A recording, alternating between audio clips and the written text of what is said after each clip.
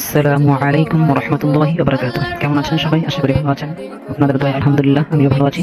আমি চলে আসলাম আমার আফুর বাসায় আমার ছোট ভাইকে তার মাদ্রাসা নেওয়ার জন্য। সে আমার সাথে আসছিল বাড়ি থেকে ঢাকাতে। তার মাদ্রাসা বন্ধ ছিল, এই জন্য আমার আফুর বাসায় ছিল এতদিন। তো আজকে তাকে মাদ্রাসায় নিয়ে যাওয়ার জন্য আসলাম। তার মাদ্রাসা খোলা হয়েছে, তো তার সাথে নতুন করে আমার ভাগিনাও যাবে। তারা দুই মামু ভাগিনা একসাথে একই মাদ্রাসা করবে। তারা দুজন হিফজ পড়ে। মামুর 8 পারা হয়েছে, ভাগিনার 5 পারা হয়েছে। তো তাদের জন্য দোয়া করবেন, আল্লাহ তাআলা যেন তাদেরকে দিনের জন্য কবুল করে নেন। তো আমরা অলরেডি বের হয়ে গেছি মোহাম্মদপুর জামিয়া সাইদিয়া আরবিয়া মাদ্রাসার উদ্দেশ্যে।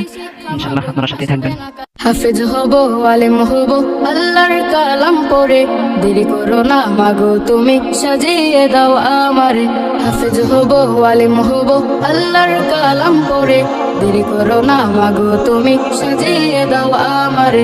10 নাকি দেবেন প্রভু একটি হরফে, হাজার হাজার হরফ আছে পবিত্র কুরআনে। 10 নাকি দেবেন প্রভু একটি হরফ।